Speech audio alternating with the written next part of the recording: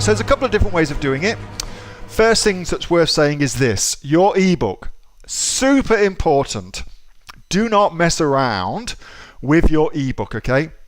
What you want to do is just make your ebook exactly what you've said it's going to be and nothing else. So don't be asking for reviews in your ebook.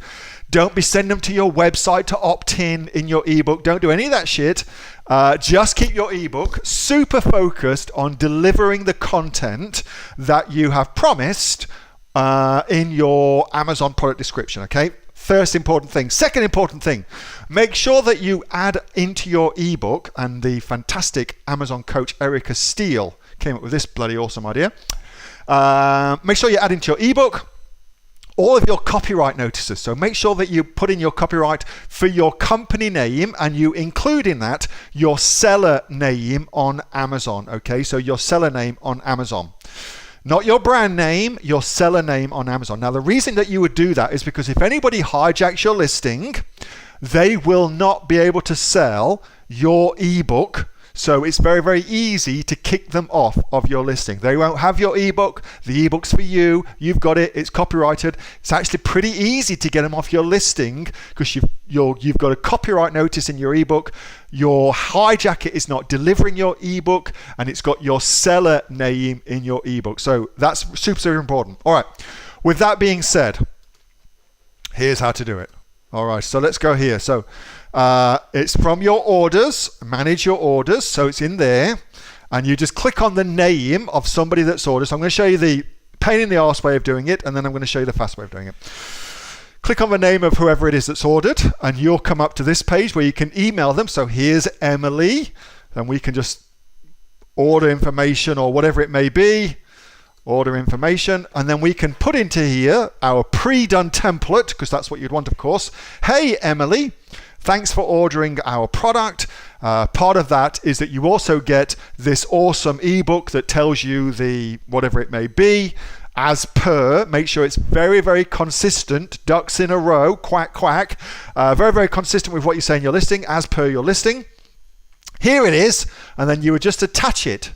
See here, you can upload text files, PDFs, yada, yada, yada. You just attach it there, and then you can send it. So that's the pain in the arse way of doing it, where it is not automated, and that is definitely the way that you would do it to begin with, all right? However, once you've got past that and you're starting to make some good sales a day, you know, more than 5 sales a day, something like that, I don't know, whatever it is for you, you would make your own choice about that. But certainly to the point where it gets irritating doing that, and it will get irritating very, very quickly.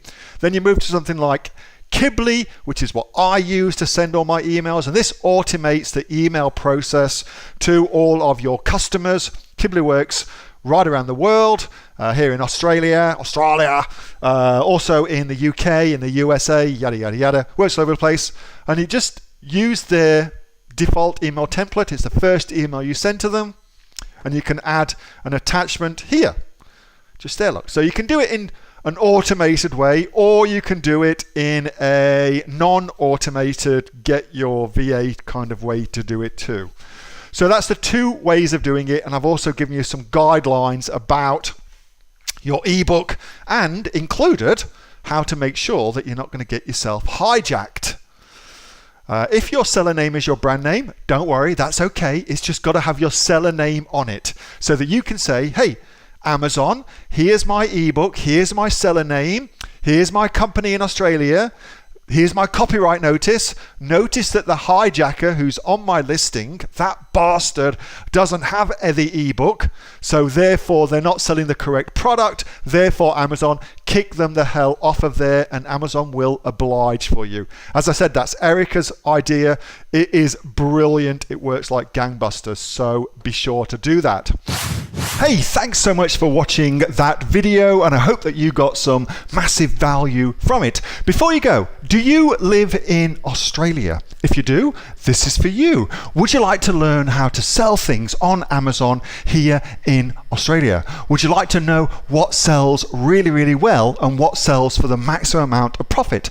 Would you like to know where you can source those products from, whether that be in China or here in Australia, and how to source them so you pay bottom dollar and get maximum value for what you're doing. If you do, please subscribe to my channel and like this video, and you'll learn that and much more. It's the exact same information that people like Jeff from New South Wales I've used to make $45,000 a month on Amazon, that Sue, who's from the sunny coast, has used to purchase herself a brand spankly BMW every single year as a result of her e-commerce business, and the lovely Kate from Bowral in New South Wales has used to make $32,000 a year on a month, not a year, a month on Amazon, and indeed Anthony, who makes $15,000 a month on Amazon, selling, as he puts it, odds and sods. If you'd like to learn the exact same information that they use to maximize their profits for their Amazon businesses, subscribe to this video, like my channel, post below if you want me to teach you something. Okay, I'm out of here. Speak to you soon. Bye. Subscribe. Do it now.